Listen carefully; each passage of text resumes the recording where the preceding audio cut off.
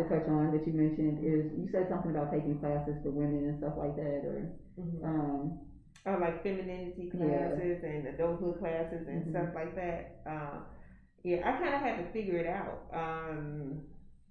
I just been figuring it out. I'm still figuring it out, and I'm willing to pay for classes. Well, another thing that I do that I have been doing within the community, and it goes along with fitness and stuff like that, is that I am very much so an advocate for women and just trying to empower myself, but also empower women and there's been a lot of violence against women lately. I don't know if you've been watching the news and stuff, but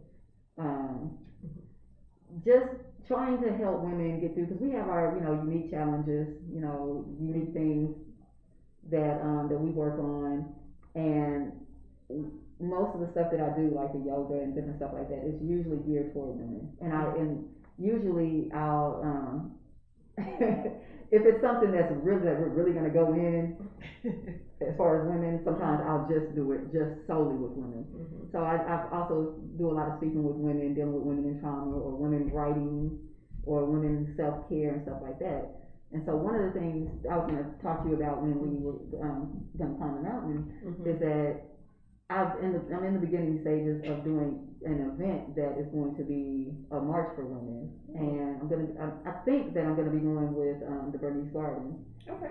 And it's just like an empowerment day for women. I'm kind of modeling it after I went to Houston to a similar event, and I'm kind of modeling it after that. And it's gonna be like a lot of information there for women, and so, like I say, I'm just in the beginning stages. So hopefully you'll come out, maybe speak or something, or have some information. Whatever you need me to do. You need me to pass out flyers. You need me to put out a fundraiser. You need me to have a conversation. You need me to put up chairs. You need me whatever. I'm happy to help. So I'm looking at 2 locations. So one is Bernice Gardens. I just talked to her today, and I think that was my first choice. And then there was the River Market. So it'll be in June. And I'll give you the details on it. All right. So now, is this gonna be? Did you say it is a march? Is it like so? The idea is to bring women together to kind of support each other, like in a moment, and then maybe build out future connections and things like that. It's like a networking thing. It's gonna be it's gonna be called the March for Black Women, but it's inclusive for allies and also anybody identifying as a woman. It is going to be like networking, kind of a little bit of a rally, kind of like us talking, and I want to invite city leaders, school leaders, law enforcement, as well as like community, like there's, I know a young lady, I don't know if you know her, quite easy, she does like doula services and stuff like that. So the idea is to just bring particularly different women together to discuss either their businesses or their services, and there'll be food trucks out there and stuff like that. And well, I'll have a roster of people to recommend too, depending on how many sponsors or whatever participation. Because as I was talking to Karen Walker, getting ready to do her Spark Retreat Saturday, and lining up her people. And so I was putting stuff together for that. So I'll probably just create a list for people to be able to pull from to see what kind of people or professionals fit, not professionals, but people who fit their program. Okay, and I'll have to do that. I'll give you my email, and you can just email it to me. Or you can call me, anything you want to do, we can meet on Zoom or something. But yeah, I think it'll be good. It'll be a first annual, and they have these in like Houston. I was inspired from Houston because I went out there for their march, and they call it a march because they do actually walk down the street. It's like maybe 2 or 3 hours of the event. The event lasts 2 or 3 hours, but at the end of it, there'll be a group that'll actually just kind of walk down the street. So they have it in DC. So I'm sure they have it everywhere. I just looked at those 2. Okay. And so I just thought that Arkansas needed something like that to celebrate, to celebrate us. And that's not to say men can't come, because we come when they do like my brother's keeper events and stuff like that. We come and we support it, so it's definitely it's inclusive. It's just the focus is on women, and particularly women in marginalized communities. I feel like that's it's so important right now. mainly because what the media is putting out, Mm-hmm. the mainstream media, they should be ashamed of themselves for the music, the entertainment, Mm-hmm. the television that they put out. So I was following this thing once, and they talked about being hypnotized, Mm-hmm. and if you, and any example you see of being hypnotized, they play some kind of music, Mm-hmm. they put you in a trance, and then they say or insert things to control your behavior, whether it's positive or negative, and then when you come out of it, then that is implanted Yeah, in you. that's true. And when you think about when you listen to music, when I listen to music, I'm usually in a relaxed state, Mm-hmm. or I Yeah, could that's easily true. be in a relaxed state. And so, if I'm listening to something that tells me,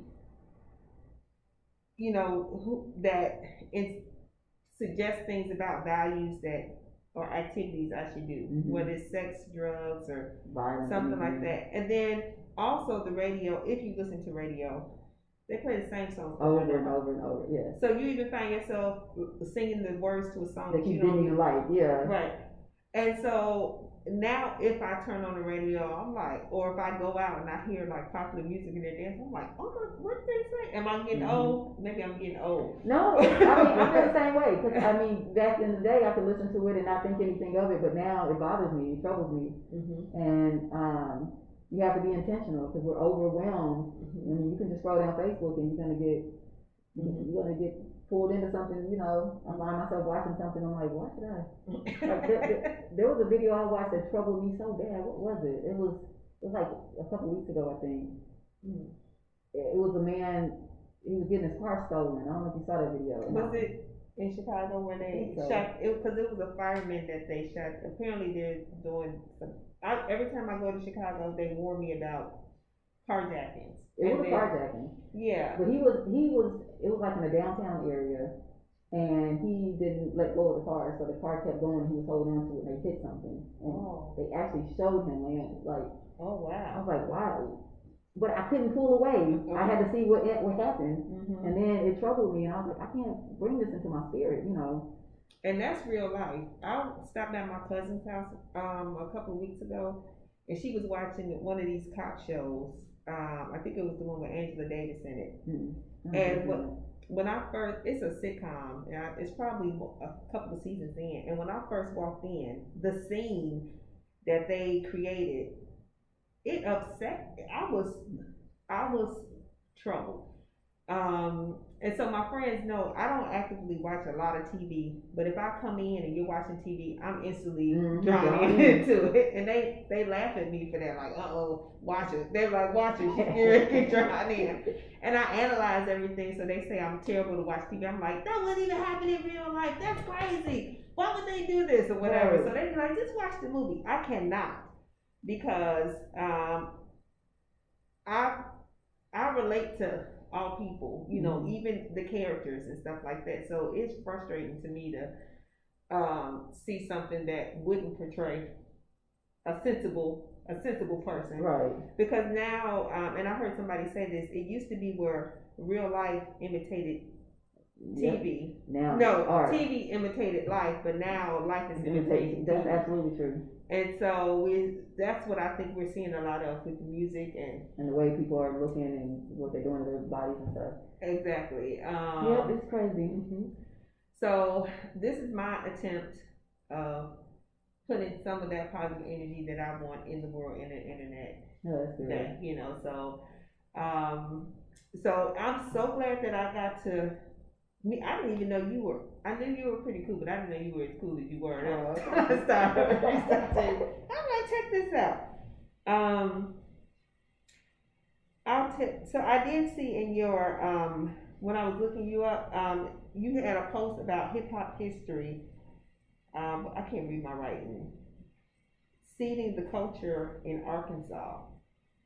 Oh, I was on a panel. Okay. Maybe that's what you were looking at. Yeah. It was a hip hop panel about the history of hip hop, which that happened like last month, I think, or yeah. It was in February or March, but so it was talking about the history of hip hop and also the history of hip hop in Arkansas. So I know a lot of rappers and stuff just because of what I used to do all the time. Plus, I know my resume keeps getting longer, but with the poetry is what you mean. What you used to do all the time with the poetry and the film and the being play. on the poetry scene and the play, it's like the rap community. It kind of meshes. Okay. So some of the guys I knew as poets were also rappers, and it just intermingled. Plus, around that time when I was doing my play, I started working at the radio station. So I was bringing in local rappers.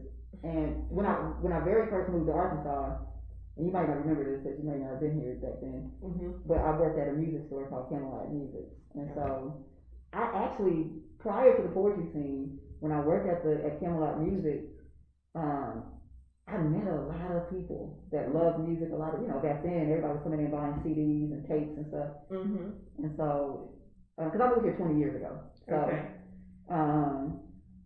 so I had met them then. So when I got on the poetry scene, the rap scene kind of runs parallel and intermingles a lot of times. And so once again, I'm meeting a lot of the guys and females that were hip hop artists in Arkansas.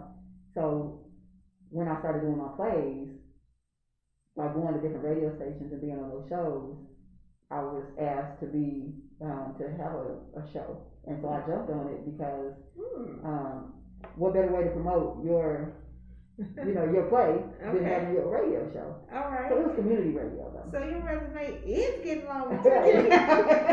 So I jumped on the radio. I had a show called the Urban King Suite, and it was like alternative hip hop, R&B, poetry, and a bunch of other stuff. And so a lot of the rappers would come and be on my show. It didn't have to be a rapper, like it could be anybody. Like I had Corto Mamalu, she does the fashion. Yes, from Project Runway. Yes, before Project Runway, she was on there.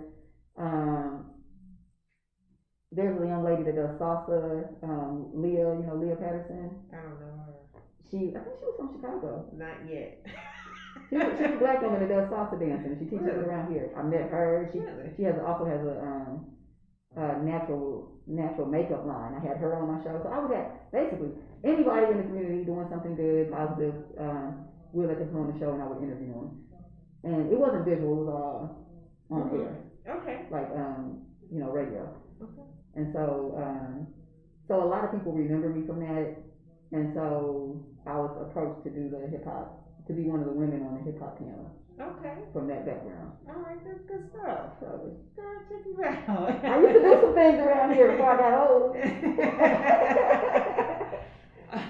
Well, now you can speak on it. You can help us. That's how you're able to pour back into the women, with these women programs and stuff like that. Because you've crossed the barriers that other people are considering. Or even they're at that point now. And some of those younger women that used to come on the poetry scene that used to be like, oh, Coffy, I admire you. They're like doing some major things out here. So like if the baton has been passed, they have truly taken it to the next level. They're like Drika Wright, she was one, and she's now. I saw her on the podcast. This guy is doing Demetrius. Hedgewood, is that his name? I think it's with the D. It's DD. But it's called the Ruling Class Podcast. So I just saw an interview he did with her, and she has some really good stuff. I think I even reposted one of the comments she said, "Do it hard," on the Facebook page. She works at the Arts Council. Okay. So she does the programming. I think that's her title, like programming manager or something along those lines. Okay. She's been doing that for about a year now, I think. Okay. And so, and see, back then, I was just somebody just trying to be on the roster with the Arts Council, and just being one of the artists on the roster. And I actually won an award for that book from them before she was ever involved in the Arts Council. Okay. It was the Arkansas Fellowship Award for 2019. So Drika now works there. So I feel like, I'm like at least one generation ahead of her. And I just kind of feel like as we progress, it just gets better and better, She was just somebody like back then, she was in high school and she used to come up to the poetry scene and be like, oh, Coffy, and then all of a sudden she just blossoms into this major force out here. And so she was planting her seeds, and you were just kind of pouring into her and stuff like that. So, and not just me, but there, she had a couple other connections on the scene too. But I just remember her being a young woman there, and a young lady there, and Chris James, the one that owns a House of Art. Okay. He, in North Little Rock, he would come around and and look, he created a whole poetry venue, you know. And he was a little younger than I was, and he came along after we had already kind of been established out here for a while. And so yeah, it's thriving, and it's better and greater than we could have imagined. I just noticed the MEdusa is me. MEdusa, I just noticed that. That's cool. Trying to be creative. You did good.